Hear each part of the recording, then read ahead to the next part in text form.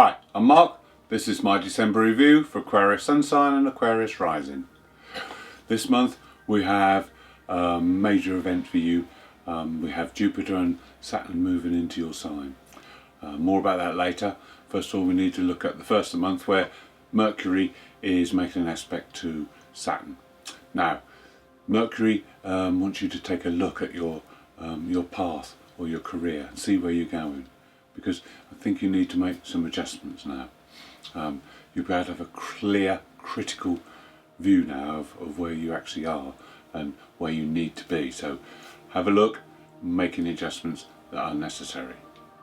Then on the 4th, it's quite a low day because the moon is opposing Saturn on that day, and this can cause you to be quite low, feel quite down. But it only lasts for a day, so don't worry, things will pick up on the 5th.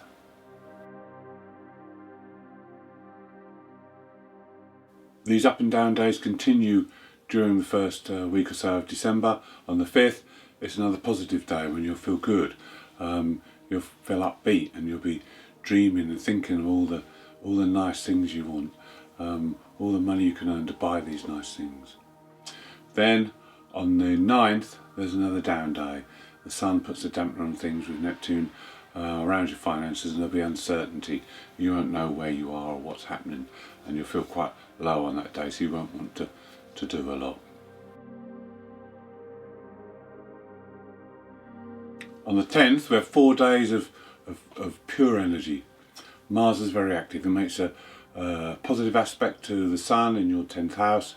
So this is where you can work well with other people. You can work well with colleagues and friends. And it also makes an aspect to the North Node in your 5th house. So this will add a creative side. This is where you may find some things out that will lead you down the right path. You need to give it 100% at this time. Get things finished if you've got jobs outstanding, or create new ones. Create new workflows. Create new projects if you've got the time and energy to do that. But whatever you do, just give it 100%, because the energy won't last forever. Get in touch. You need to firm things up. Concentrate. Don't worry what anyone else says. You just push forward.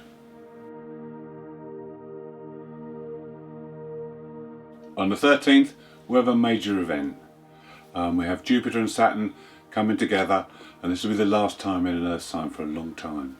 They will be coming together in the future in air signs, and the first time will be Aquarius, your sign, in a few days' time.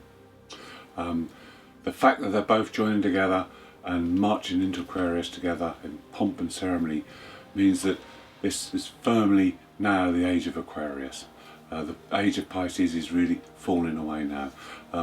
In 4 years' time, when Neptune leaves Pisces, I think that will be signalling the end of Pisces. So we've got to look forward to now is 2 major planets in your sign of Aquarius. And what does this mean for you? Well, Jupiter works very well in Aquarius. Jupiter will bring opportunities, opportunities for enlightenment and growth, not only for you personally, but for the whole of us globally. Saturn will bring constructive organisation.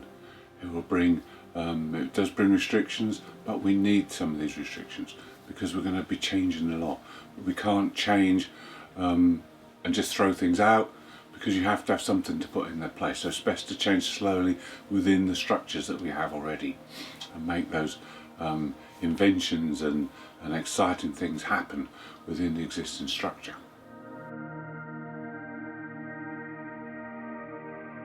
On the 14th, we have another major event, 2 in 2 days. This time it's a solar eclipse.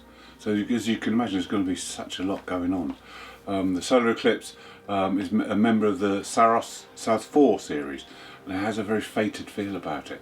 Often it's connected to money and relationships.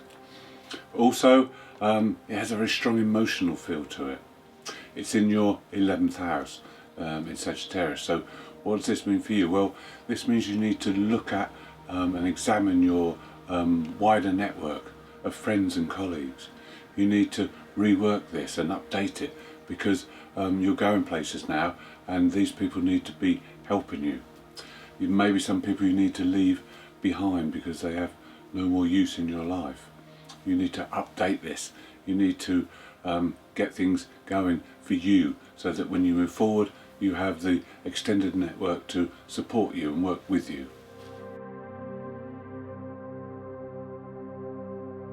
On the 15th till the end of the year, the Black Moon Lilith comes together with Uranus. Now these two don't have a lot in common, but what they do share is a need for freedom. They don't like to be restricted and limited. And this is happening in your home area, so you'll find that they will work in the background. There will be change in circumstances around you so that you'll get more freedom and you'll be able to do the things that you haven't perhaps been able to do over the past year. Then on the 18th, Saturn moves into Aquarius. It's another major event, especially for you, because this is your sign, Aquarius. Saturn in Aquarius will start to question things now, because you're going to be put in the spotlight. Over the last couple of years you've been working in the background, you've been working behind the scenes. Now everything's coming out in the spotlight because Saturn will be in your first house. This is when things will need to be tested and tried, because you'll now be in full view.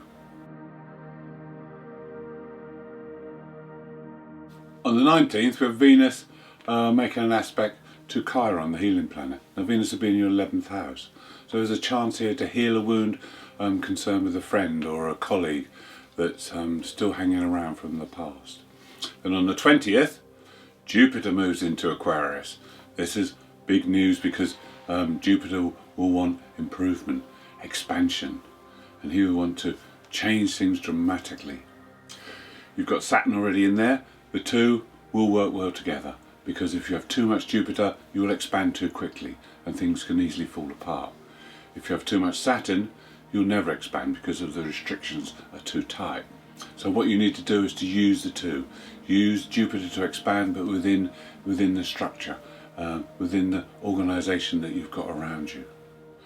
This is also good news for improvement, self-improvement, because Jupiter will want to gain more knowledge, gain more information. Saturn will want to process that and use that so that you can really move forward. On the 21st, Mars makes a square to Pluto. Now Mars is in your 3rd house in Aries and wants to push forward. He wants to get on with your new ideas. He wants to put the plan down and start working on it.